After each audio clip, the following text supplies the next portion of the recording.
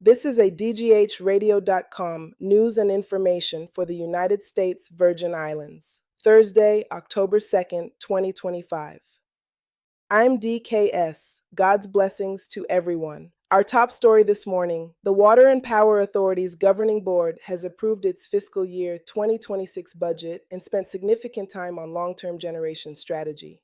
The plan prioritizes core maintenance, reliability projects, and continued work to diversify fuel and add renewables. In plain terms, fewer emergency fixes, more scheduled upgrades, and a push to harden the grid before next hurricane season. Board members also signaled interest in modernizing older units and accelerating solar, storage, and distributed generation so the territory is less exposed to global fuel price spikes. We'll track the specific projects as they're bid and awarded. What's your take on WAPA's priorities and pace of change?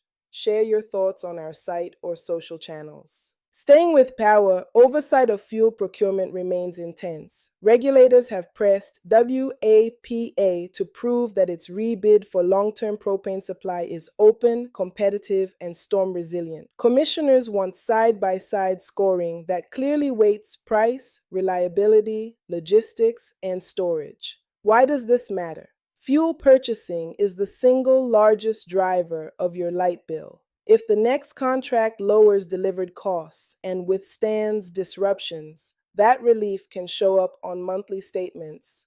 What safeguards should be mandatory in the contract? We'd like to hear from you.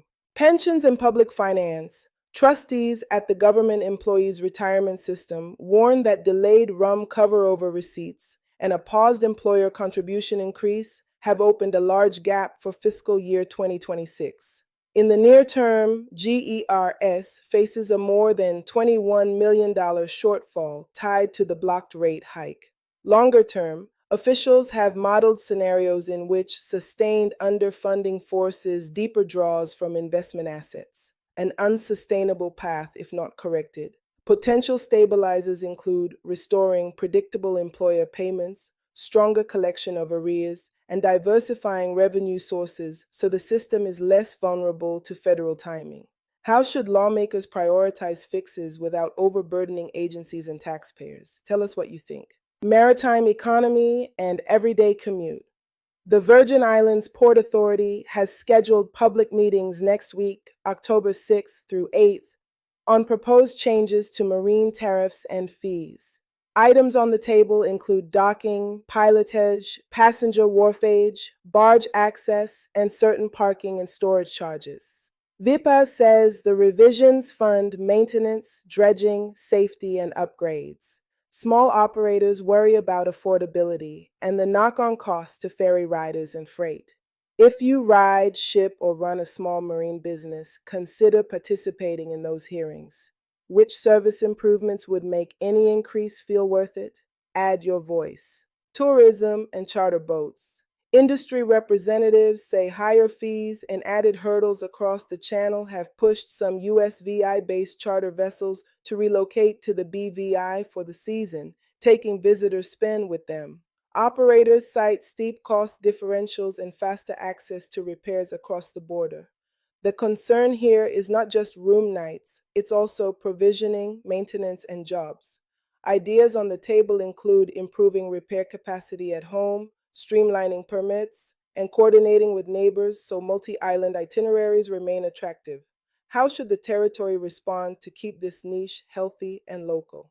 Historic preservation and culture. Fort Frederick in Frederiksted is in line for a significant restoration boost. A $750,000 federal grant will fund roof work, masonry stabilization, utility upgrades, safety improvements, and better access for all visitors. The project, expected to span up to 3 years, aims to protect an 18th century landmark central to stories of colonial rule, emancipation, labor, and trade. Stronger interpretation and school programming could extend visit time in town and spread more dollars to nearby small businesses. Which stories and exhibits would you like prioritized so young Crucians see their families reflected? Public health, dengue watch. The St. Croix district has seen renewed attention to mosquito control and community prevention as the rainy season continues. Health officials are reminding residents to eliminate standing water, repair window and door screens, and use EPA-approved repellent, especially at dawn and dusk when Aedes aegypti is most active. Typical symptoms include high fever, severe headache, eye pain, joint and muscle aches, fatigue, and rash. There is no specific antiviral treatment. Seek medical care promptly if you develop symptoms, and do not take aspirin or non-steroidal anti-inflammatories without medical advice. How effective are current outreach efforts on your block? Let us know what is working and what is not. Courts and policing, 2 quick updates. First, a Superior Court ruling clarifies that the odor of marijuana alone no longer provides probable cause for vehicle searches in the territory. Officers now need additional evidence of illegal activity to initiate a search. Supporters say the change strengthens privacy rights and reduces unnecessary confrontations. Critics worry about enforcement challenges. Second, a St. Thomas search warrant over the weekend yielded multiple firearms, ammunition, marijuana, and cash. One suspect was taken into custody and advised of rights. Authorities credit community tips and cooperation with federal partners. What data should agencies publish so the public can see whether these actions reduce violence over time? Education and pay. Budget bills signed this week clear the path to lift the base salary for full-time government employees to $35,000. Agencies now must finish the paperwork, position lists, personnel updates, and budget allotments to push raises into pay cycles. Proponents say the change helps recruitment and fairness for lower-paid roles. Skeptics caution about recurring costs. If you work in government or rely on government services, what effects do you expect? A quick operations note tied to weather. Following precautionary closures earlier this week, schools and government offices have been resuming normal schedules once conditions allowed. Officials say the aim is always safety first, while minimizing lost time when rain events underperform forecasts. Does your family have workable backup plans when closures pop up? Share your tips so neighbors can learn from you. Travel link for winter high season. Cape Air has announced a new twice-daily connection between St. Thomas and St. Barthélemy, along with other network additions in the Northeast. For residents, that could mean easier medical and school trips without overnighting through hub islands. For visitors, more point-to-point options help spread stays beyond cruise schedules. Businesses will be watching on-time performance and load factors to see if frequency can grow. Which interline agreements matter most for you when you're trying to make same-day mainland connections? Marine and surf hazards. Use extra caution the next few days. Large, long-period swells generated by distant systems in the Atlantic are forecast to build along north and east-facing coasts, bringing dangerous rip currents and rough surf.